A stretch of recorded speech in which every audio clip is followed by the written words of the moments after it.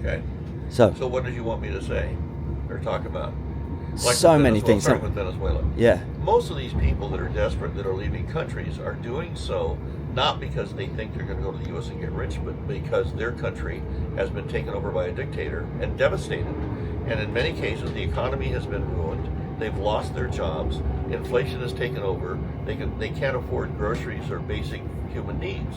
And a lot of Venezuelans actually have gone to Colombia. There's like several 100,000 Venezuelans that are in the country of Colombia. And yes, a lot came here, but they were desperate. And we've also had a lot of people come here from Haiti. Yeah. There was a huge... Yeah, no, yeah, I get you. Yeah, no, I understand it.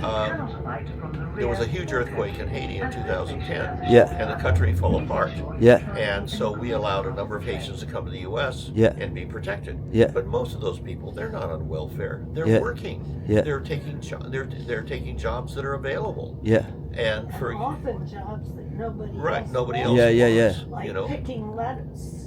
Well, not just picking lettuce, but almost any kind of work now. Yeah. The United States labor force is heavily dependent on immigration. Yeah. And so Trump's idea is, well, we'll get rid of all the immigrants and then Americans will take the jobs who are already here. It's not happening. Yeah. It's not going to happen. But if you look at all these cases like in Africa, those people are leaving for Europe because they're desperate. Yeah. Yeah. They're absolutely desperate. And at the same time, the Europeans feel overwhelmed. We feel overwhelmed. And I think, for example, It's only going to get worse because of climate change. for Maybe. example, Syria. Yeah. You know, there were like, what, 1 million Syrians that got into Germany and came into Germany.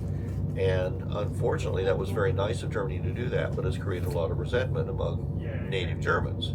And now there's a huge amount of immigration backlash, not just in Europe and the U.S. I just read in Australia the other day that there were basically mass meetings and rallies opposing immigration into Australia by people who were already there. Yeah. And in fact, the history of the United States, if you look at all the immigration, almost any wave of immigrants always ran into persecution Yeah. in one form or another. Yeah. Like when the Irish Catholics came here, there was a lot of opposition. Yeah, yeah. And they were starving to death in Ireland. Yeah. Yeah. You know, they were desperate. Yeah.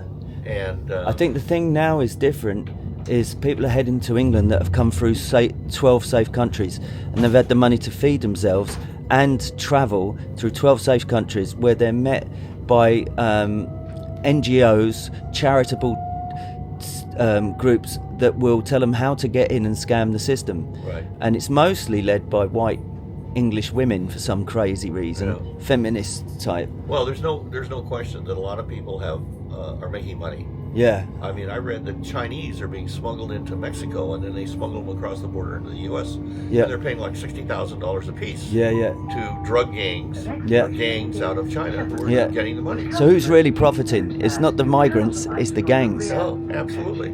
And that's but the thing is, if you stand up and oppose it in England, you get called racist, you get targeted, and that's why I'm now going to Faversham, where they've got a kind of a gathering of people, because what they had a really nice home for the elderly, you know, really Right. nice, like with Right. in Faversham, and the council said they couldn't fund it. So basically they refused to fund it, the local council. And then what they did was they shut it down, moved all the elderly vulnerable people out, and then sold the contract to or leased it out to a company that's importing migrants in. Oh, we heard. Yeah, I mean, that's why people are upset. Yeah. Well, it's happening all over the world. Yeah. In countries that are fairly wealthy and well off, Yeah, they're all facing the same kind of problem. yeah, yeah, And there's a lot of backlash. yeah. And I agree with you. I think that the immigration to the U.S. just got totally out of hand.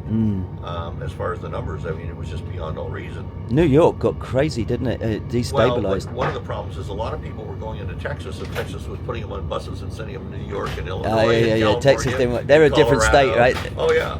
Yeah, the governor of Texas is very anti-immigration. Yeah, so yeah. he was just saying, okay, you guys like these immigrants? So Yeah, you put have them on them. buses and send them to you. Yeah, So it just created a whole bunch of problems. But there's no question that countries have to take steps to try and do what they can to limit it. But as long as these people are desperate and you've got gangs who are making so much money to ship them from one country to another, it's going to be really difficult to stop. Speaking of gangs, how's the situation in Stockton? Because I heard Stockton's quite edgy. Yes, but those are local. Yeah. Those are mainly local gangs. Yeah. South Stockton has a history of having a lot of violence, And guess what? You look at the poverty level, Yeah. you look at the socioeconomic level, Yeah. the income level, and all this kind of stuff, the educational level, guess what? It's all way down. All connected, yeah. And if you go to any major city, probably in the developed world, and you look at the places which have the most poverty and the lowest income, you're generally going to have more problems with gangs. Yeah. And that ties into the Mexican cartel and all the cartels. They start from poverty, but just like big corporations, there seems to be something in the human psyche that cannot switch off. So once they get enough, like these gangsters, once they get enough to feed their family, then they want enough to feed the village, then they want enough to feed the town, then they want enough to own the town. They just want to be able to perpetuate themselves. That's why Yeah. in Mexico they went to marijuana to Snowdown, Elsham, Adisham, meth, Bixbourne, Canterbury, Selling and to Faversham. But we'll fentanyl, be running fast between to Faversham and ransoms, Gillingham. to buying They require legitimate tenants, business Sittingbourne, enterprises Newington or Rainham. to try and Please launder arrive the at money Faversham and continue and what they're doing, and then they also go and they're Once selling again, this train protection. will be Yeah. continuing Yeah. to Shepherd's Well, Snowdown, Elsham, Adisham, Bixbourne. Any Canterbury, way Selling they and can Faversham. to make money to But we'll be perpetuate running fast themselves. between Faversham and Gillingham before continuing to Chatham, Rochester, Bromley South and London, Victoria. If you do require Tenham, Sittingbourne, Newington or Rainham, please alight at Faversham.